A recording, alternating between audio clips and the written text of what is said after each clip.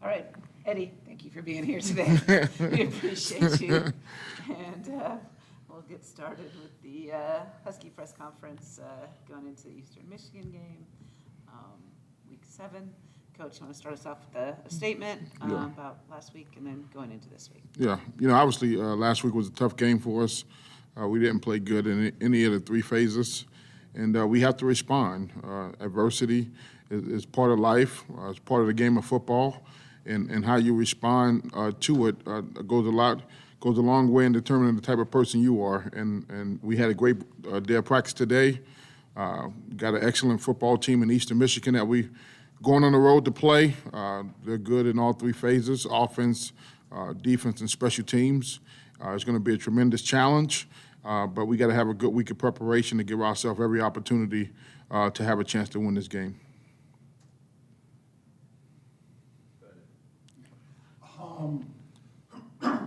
You're halfway through the season. How do you assess the running game so far, and especially what Harrison Williams did? Yeah, I think, would love to see our running game be a little more dominant. We haven't been as dominant as we were a year ago. I think that's kind of hurt us a little bit. It's kind of hurt our team. And really, it's one little thing here or one little thing there that's been hurting us. But they work it. The guys up front are working together to continue to get better. Harry has improved tremendously as a runner since he's been here. It was good to see AB last week, make some runs and do some things in the running game that he hasn't shown as far as being a downhill runner and attacking the line of scrimmage. But that, to be able to run the football, it takes 11 guys working together each and every single play. And those are the details that we're fighting for offensively, to be able to run the ball better. Obviously, we know as the season gets going, now you're playing in the elements. It gets cold, it gets windy. There's a lot of different factors involved in the game where a running game will help you, establish some tempo and stand in normal down and distance. In the last couple of weeks, you've shown a lot of different looks with that running game, most notably adding Justin Lynch to it. What does that kind of do for that, just in terms of the depth of the guys that you can put out there to call their number to get the ball? No, I think, you want people to have to defend everyone in the whole field. And I think, obviously, Justin has come in and done a nice job adding the element where, you have to account for him on every play.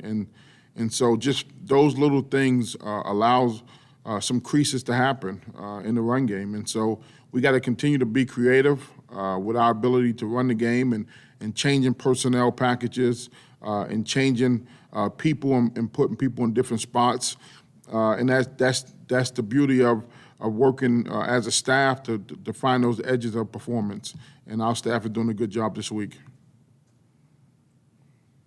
When you look back at especially the fourth quarter on Saturday, the ability of your team to make a run like that, to score and get the ball back, score and get the ball back.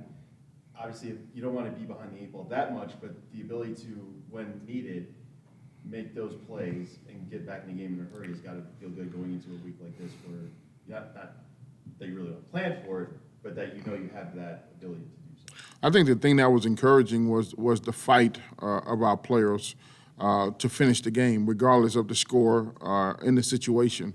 Obviously, that wasn't ideal, but everybody were working together as a team to fight the finish, and I think that's important because those things carry over for longer periods of time. And we have to continue to fight as a team the second half of the season to try to get some wins. And I think that's going to be important. That fourth quarter showed them, okay, listen, no matter what the situation is, no matter what the circumstances is, you got to continue to fight to the end. Do you think you guys are a better team when your backs are against the wall, that sort of situation? Not necessarily like down like you were, but just in general. Like if you even look at last year on the whole, coming off an 0-6 year, no one outside this locker room believed in us, sort of thing.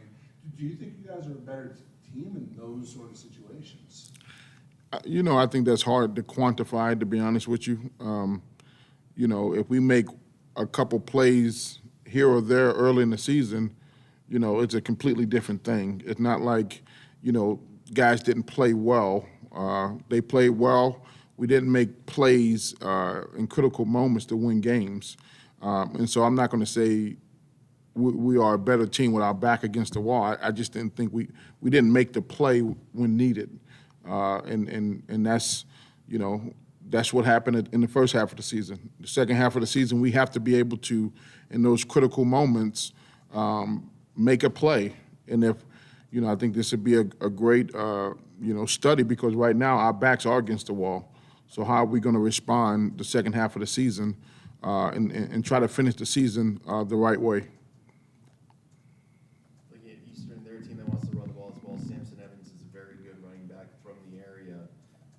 Obviously, he's a guy who can put a team on his back. He did so when Eastern beat Arizona State. How important is it going to be for your front seven to be able to contain him on Saturday? Yeah, I think Eastern does a great job with their ability to mix the run and the pass. Obviously, number 7 is a quarterback that they're playing now. He's more of an RPO type thrower. So now you're looking at if the box is light, they'll run it. If the box is heavy, they'll throw it. So they put you in a great deal of stress from a defensive standpoint. And then if number 4 comes into the game, then you expect, he'll be at it with the quarterback run game. So they do a great job schematically, putting guys in position where the numbers are advantageous for them, whether they're running the ball or passing the ball. So we got to do a great job this week with our discipline, with having the ability to change looks and try to create some confusion, for their offense, so they can't just know where we lined up in. What have you seen out of your club so far, especially, in terms of what you just talked about, that leads you to think that you're going to be, successful in slowing them down or stopping them on Saturday? Well, I think obviously today was, the first real install practice. I thought we had a great practice today, understanding, how their offense is trying to attack us, how their defense is trying to attack us, and how they're trying to attack us on special teams. So today was really, introductory for our team on Eastern, and then obviously tomorrow will be another introductory, and then Thursday we'll clean it all up. But I think obviously we have an understanding of who their players are, who their guys are. Number 7 is a tremendous quarterback, gets the ball out to people in space. Number 24 is an excellent wide receiver. Number 2 had a big game against us last year. 22 is a good running back, and they got some tight ends. And their offensive line is very, very solid. And then obviously defensively, number 4 is a guy that can rush the passer. Number 93 is a run stopper in the middle. Number 6 is a big physical linebacker. And then on the back end, they want to be able to be aggressive and play man coverage. And be physical at the line of scrimmage. And those are the things that we have to be able to understand what they're trying to do and try to offset that with our ability to play through it. Your team has shown a propensity this year to really be able to balance out some of the offense, not just in terms of guys getting yards, guys getting catches, but 11 different guys have scored a touchdown offensively this season. And I feel like when talking about the depth of this team, how important is it for you guys to know that we can put any combination of guys out there inside the red zone and they can potentially score? Yeah. No, obviously our depth has been challenged this season, but it's good to know that guys can step up and make plays, and we got to continue to do so for the rest of the season. And so, I think guys have an understanding. In training camp, we did a good job trying to develop our whole football team where guys got a lot of reps in different situations, and I think those are the things that's starting to show up. So we got to continue to do that. We got to continue to give guys opportunity to show that they can make plays for our football team. Is there anything you and your staff maybe try to do this week to try and change things up a bit? Because I'm sure you guys always want to be in the mindset of, you do your job every week, you go out and play the game. But is there anything you try to do differently this week that maybe just kind of shake things up a bit, try to shake off this streak of losing and try and change it? Yeah, I think we talked to the team about becoming a team, which we all know together everyone achieves more, and the things that we can do individually to collectively help. And then obviously, we midway through the season, we cut back a couple periods from practice to freshen them up and get them mentally and physically as sharp as they can be for Saturday. I think that's important. It normally at this point of the season, you stop going full pads and you go to more of a shells type practice where now you want to make sure they're recovering the right way so they can be at their best on Saturday. Having watched the film and reflected on it, was there anything you saw out of Ethan's performance, especially on the 4 picks or anything like that, that's correctable, and just what's kind of the plan of the quarterback going forward? Yeah, no, I think obviously, there are some correctable things. The second pick six is just a bad play call on my part. Just a bad play. We put him in a bad position there where that's not the right time to make that call. And then the couple other ones is we threw a fade to the field. You normally don't want to throw a fade to the field. You probably would prefer to throw it to the boundary. So those are learning moments for him that he can learn from and grow from. And then as far as the plan, moving forward, we want to, continue to, evaluate the guys throughout the week. Rocky is coming along. We'll see how he is at the end of the week to see if he has an opportunity to be available this week. You mentioned earlier how good Eastern can be on special teams. I feel like that maybe has been the one unit this year has been maybe the most consistent from the Huskies. It felt like on Saturday, maybe it was just because of being behind by so much, it felt like you were way more aggressive in the kick return game. And also, obviously, with all the onsides in the fourth quarter, how much have you liked what the special teams have done so far? We put a lot of time and emphasis on special teams, and Coach Nick McKissick-Luke heads our special teams unit, does a great job. I feel like our players are always prepared each and every single week. They have an understanding of not only their job, but what the opponent is trying to do against them. And so this week is going to be a challenge. Eastern Michigan is really good on special teams as well. And so we have to try to, do everything possible to win that phase. And they're aggressive in their units. They got number 28 as a kick returner. He's very explosive and dynamic. So we got to get 11 guys to the ball when he returns it. Their punt block unit is aggressive. Their punt team, they give you all different formations. I think they have a good beat on that. And then obviously their kickoff team can get down with speed. So a great challenge for us. I think the guys on our special teams unit embrace their roles. A lot of times special teams units are younger players trying to prove themselves, or guys that don't have large roles on offense and defense. And I've been very, very pleased with the effort that we've gotten from special teams. Anything else? All right, thank you, Coach. Appreciate it.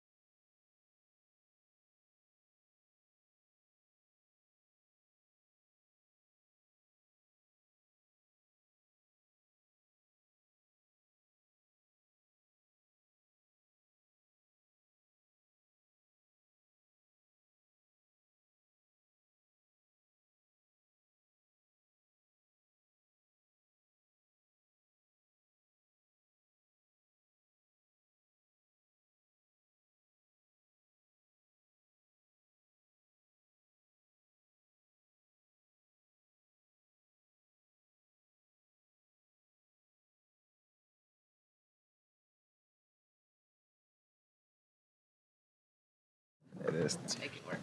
It's coming in. The mullet is coming in. Practically messing. Yeah. All right, we'll get started with our Husky players' questions for today. We have James Esther, defensive tackle, Liam Sorahan, tight end, two Michigan natives, so to speak. So, any questions for these guys? I asked this to coach, I'll ask it to you guys to start out with. Is there anything you guys try to do, either just for yourselves or as a team, to try and get out of whatever funk it feels like you may have been in the last couple weeks? Yeah, I think a key to it is, staying positive and bringing energy, even bringing more than we have been every single week. But in terms of, practicing, it's, bringing energy to practice. Those are really the keys. We're practicing hard, and it's just got to keep translating to when the game comes. But, bringing energy, keep practicing hard. Those are really the fundamentals to, finding success. James? Yeah, I mean, hold on. Yeah, I mean, it's all about consistency. I don't think we need to change anything. It's just about execution on game day. If you've been to our practices, I don't think anything has changed. If anything, I think there's been more energy, more effort. It's just by executing instead of time. What do you think's got to click for you guys to get that energy and that effort in the practices to translate into performance on the field, I guess? I think we just have to make the plays that are presented. There's obviously multiple times we come into the meeting room and we can show ourselves 5 or 6 plays that could have been game changers that we didn't make. So just being better in that aspect. James, this is an offense that almost kind of looks like what you go against every day against your teammates. They have a couple running backs that are very good running football. Their quarterback can run around a little bit and throw it. How important is it going to be to try and contain Samson Evans, 22? Because he's a guy that when he goes off, he can lead his team to victory. Yeah, I think he's a pretty good player, pretty comparable to Carson Steele from Ball State. So, I think our defensive line has done a good job all year, just kind of handling those combos and double team blocks. So just gotta be consistent in our technique with that, and our LBs are gonna get downhill and make the plays. So.